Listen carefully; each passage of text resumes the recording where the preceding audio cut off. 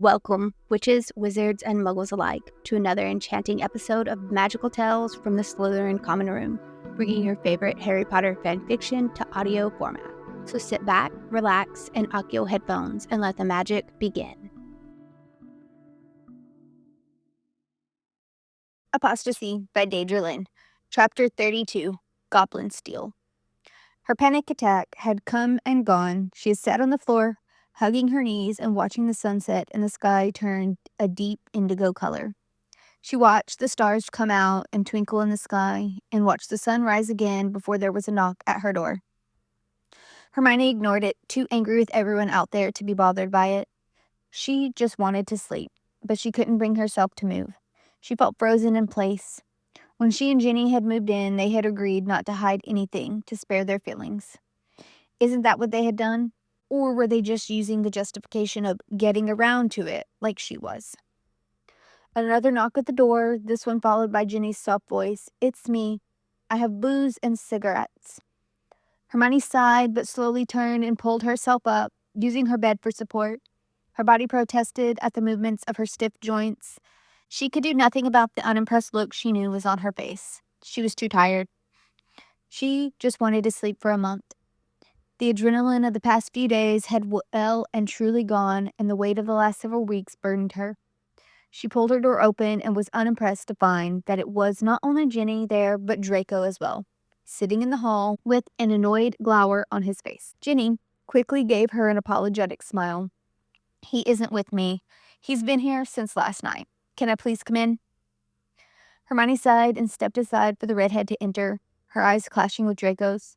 He looked exhausted. She wanted to tell him to go to bed, but he was a grown man. He was clearly capable of making decisions.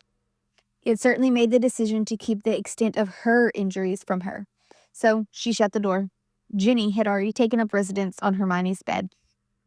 "Did you sleep at all? You look like shit." Ginny tossed her a cigarette. "No," Hermione whispered, catching them, extracting one and putting it between her lips. "No, I didn't," she said, lighting it and inhaling deeply. "Maybe you should." Hermione sighed. "Yes, Mother." "Oi, don't take that tone with me, young lady." Ginny grinned. It was so stupid that it actually made her chuckle. Hermione moved to stand in the doorframe of her patio, exhaling as she looked out over the town below. "I can't imagine Loverboy out there slept much either," Ginny added, a hint of curiosity in her voice. "Well, that's his problem," Hermione bit out. "I never asked him to stay out there." Ginny groaned in frustration. "You two are honestly exhausting." Hermione said nothing, but she couldn't help but agree. "I am sorry for getting angry," Ginny eventually continued when it was clear that Hermione had no interest in responding. "That wasn't fair, and I should have trusted that you would have told me. I was concerned because the thought of losing you." Hermione sighed. "You aren't going to lose me, Jen. You don't know that. I nearly did, apparently." Ginny scowled. "I didn't know that." Hermione crossed the room and flopped down onto the mattress. "Besides, Ginny, I had sex with Draco." Ginny gave her an amused look. "I know. I made a decent amount of money off of it." She chuckled. Hermione rubbed her hands over her face. "Way to make it sound like you're my pimp." "You're what?" Hermione shook her head and swallowed a yawn. "It doesn't matter. The point is that I had sex with Draco, and it was mind-blowing, and he still didn't tell me." Ginny laid down and turned to her face. Blaze wasn't there for much. He only saw a few minutes in Diagon Alley before he realized I was missing, but he said he had never seen Draco look like that. Astoria told me a bit about it after he left the room. He was in a really bad way. He was really sick, like really sick, and he still wouldn't leave you. I think he might be a bit more invested in it than you think. Astoria certainly seems to think so. "What do you mean by that?" Hermione frowned, searching her friend's face. Ginny avoided her eyes and hid a smile. "She may have mentioned that he stopped cutting his hair the day after we arrived." Hermione shrugged. "I don't see what that has to do with anything. Because honestly, who in the hell would?" Ginny's face lit up with joy that she got when she knew something Hermione didn't, which made Hermione suspicious. "Well, you wouldn't, because I doubt you have taken much time to look into the Malfoy family history." Hermione rolled her eyes. "Are you going to make me pull it out of you, or are you going to get to the point?" "Oh, I am absolutely not telling you. That is a you and Astoria conversation, or you and Draco, which means getting over your little mood and leaving this room." Hermione rolled her eyes. "Fine, don't tell me then." Was she a little bit moody? Yes. Was she also probably snappy because of the exhaustion? Also, yes. Was she going to do anything to change that? Abso-fucking-lutely not. Ginny handed her the bottle, and Hermione took a large sip. "I'm turning into an alcoholic," she mumbled. Ginny shrugged. "We all probably deserve a few drinks after the week we've had." Hermione stared at her ceiling for a minute and sighed. Arguably, she should cut them some slack.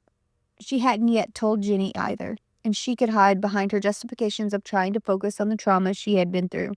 But the reality was that she had been scared because even she knew it had been a close call. Perhaps it really came down to not being ready to deal with that fact. And if everyone was working as hard as Pansy says they were, maybe they weren't ready either. "I should let him in, shouldn't I?" Hermione rubbed at her face in an attempt to keep herself awake. Ginny tilted her head in contemplation. "Yeah, but letting him stew is kind of fun, too." Hermione giggled and pushed her friend lightly. "Are you okay?" Hermione asked her softly. Ginny took a swig from her bottle and thought about it for a moment. "I was scared that you guys wouldn't find me, that they would move me before you got to me. I'm not used to feeling scared or helpless. A lot of the time, I feel kind of invincible. But when I couldn't move, when I couldn't do anything to fight it, I felt scared. For the first time in a really long time, I forgot what that was like. I don't know if I'm okay, but I will be. I will get through it with you and Blaze and the rest of this crazy household." Ginny smiled at her genuinely. "It will help when Harry is dead too, I think." Ginny stood and made a retreat, pausing to look back at her.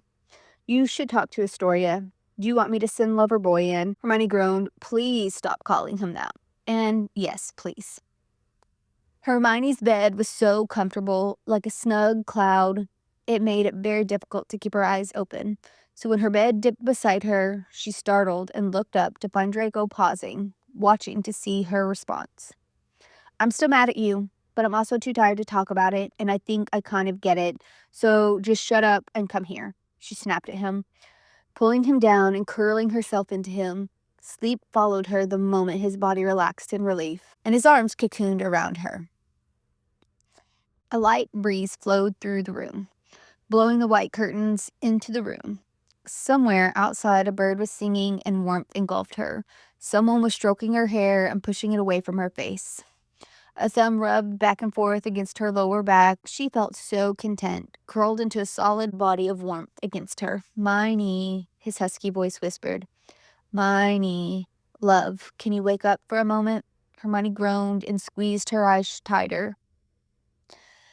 The body she had wedged herself against shook with a quiet chuckle. "My." There was a jolt of movement as he whacked something away from her and shifted to look at something at the end of the bed. "Rise and shine, bitch. It's time to kill Harry." Ginny chirped with far too much enthusiasm, considering Hermione had been asleep only moments ago. Hermione squinted and blinked at the front of the bed. The thing Draco had whacked away was obviously the pillow now discarded there. Ginny stood there, grinning from ear to ear, her finger pointed at Hermione and moving between her and Draco. "As cute as this is, it's nearly 5 o'clock, and we have people to unalive. So, get your ass up. You have 10 minutes, or I'll leave you behind." Ginny bounded from the room with a smirk, pulling the door closed behind her. Draco turned his back to her as the door clicked. His hand that had been on her lower back slid across her belly as she rolled reluctantly to lay flat and stretched.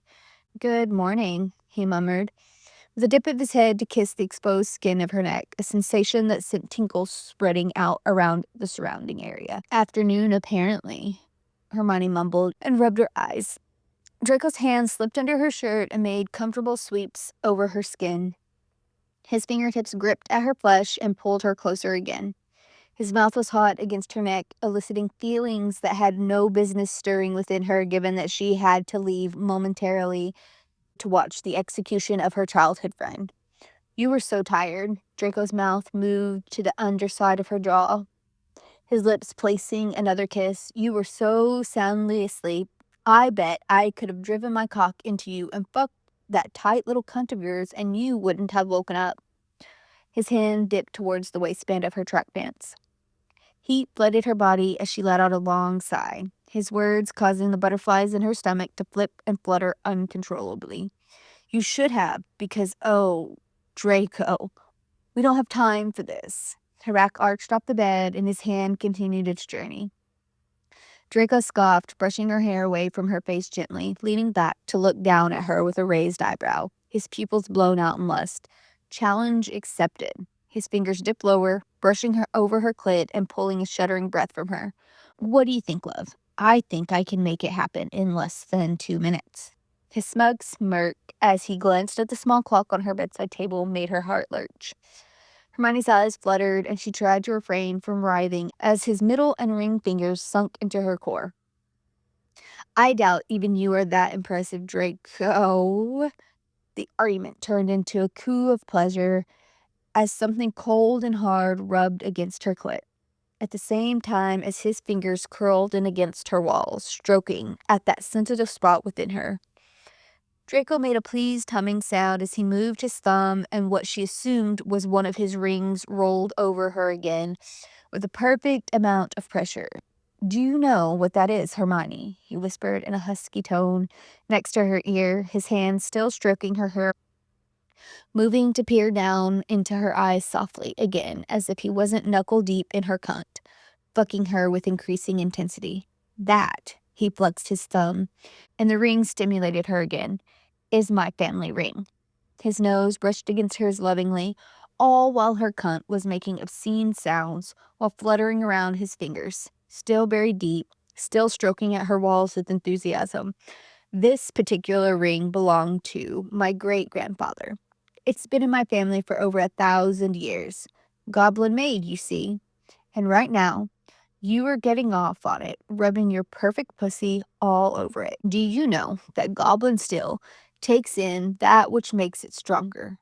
Do you think if you come all over it, the ring will absorb it, strengthen it? Her abdomen was tightening, and Hermione had to fight off the waves of pleasure, threatening to take her under, if nothing other than to prove Draco wrong. But the way the ring kept hitting exactly the right spot made it very difficult to remember why she should care. I'll let you in on a little secret, shall I? I have dreamt about using this ring to get you off for so fucking long. His hips ground into her thigh, pressing his hard cock against her. Fucked myself raw over the thought of you coming on it, making it yours, making me yours. Her responding moan was far too loud, but it seemed to spur him on, pushing him to fuck her with his fingers even faster. The wave was building, and shortly there would be no stopping it, his words filling some depraved part of her that got off on the thought of Draco Malfoy going back to his room after a battle and wanking over her. Oh God, she pleaded. She wasn't sure what she needed more anymore, the feeling of release that he gave her or the collateral to make him try again. She was right fucking there, and any second now the decision would be made for her.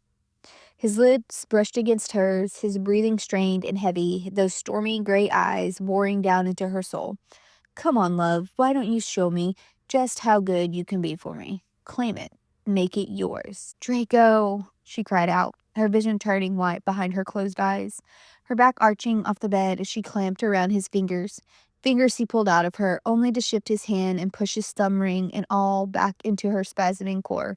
Sensation his ring brought drew out her orgasm to the brink. That's it. So fucking beautiful, Hermione. Such a good girl for me, he whispered as he let her ride his hand through the climatic waves of pleasure. Her mind was lost in the haze. She had been reduced to a breathless, shaking, mindless petal, nodding absently at his words as he continued to coat his family ring in his accomplishment. And look at that. 2 minutes, he announced with an air of arrogant victory. He caught her bottom lip between his teeth and tugged at it gently. Time to get up, he stated, his hand withdrawing from her pants to slap her playfully on the thigh. It was longer than the 10 minutes she had been allotted before she stumbled downstairs. Draco, of course, had only taken up 2 minutes in theory, but her legs had felt like jelly for at least 5 minutes afterwards, and while Ginny had not left without her, the entire household was smirking rather knowingly. Hermione rolled her eyes and began the process of making herself a nice coffee that she could take with her. Hermione? Ginny tilted her head and looked at her questioningly. Hermione threw her a half-filthy look. Correct me if I'm wrong, but some of you, yourself included, Generva, made a lot of money off my sex life recently. I think you can wait a few minutes for me to get a caffeine fix. Draco strolled in, whistling a light tune absently, and started working alongside her to make his own coffee. Oh, Merlin, you two are disgusting. Ginny and I weren't even so cheery during our honeymoon days, Blaise snickered. Daphne snorted. That's easy for you to say. You didn't have to listen to the squeals of laughter and all the other noises that were being made. Ginny leveled her with a smirk. Neither did you, Greengrass. Silencing charms work both ways, you know. Hermione sighed and leaned against Draco's frame, who was now resting against the counter. She sipped on her icy drink, and his hand came to rub against her upper arm affectionately as he, too, drank from his mug. And it's my responsibility why, Daphne droned, rising to the challenge. I'm just saying, if you had a problem, I never said I had a problem with it. I'm saying you weren't as joyless as you claim to be. You were more cheery than they are. Daphne straightened, crossing her arms. If you want everyone to hear your sex escapades, that's on you. Hermione rolled her eyes. As much as I am enjoying this new development of Daphne defending me... I wasn't defending you, Daphne sneered, though the bite wasn't there. Draco chuckled behind her. Yes, you were. His hand slid around her front softly, sending tingles across her body. I would like to get on with this, shall we? Hermione waved toward the open doors to the patio and the back lawns. I'll go retrieve him. Blaise sighed and slipped from the room, taking with him any of the joy that had existed in the room before. Ginny began tugging at the hem of her shirt, and everyone passed each other cautionary looks. That is, until Theo bounded into the room, singing loudly and obnoxiously. We're off to kill the wizard, the awful wizard named Potts. Yes, we're off to kill the wizard. I hope he screams a lot. Everyone stared at him for a second before simultaneously bursting into fits of laughter. Blaise followed a few seconds later, levitating a stiff-looking Harry Potter. The laughter died immediately, only to resume shortly after and louder than before. Just like that, Theo had restored balance. Theo caught her eye and gave her a quick wink.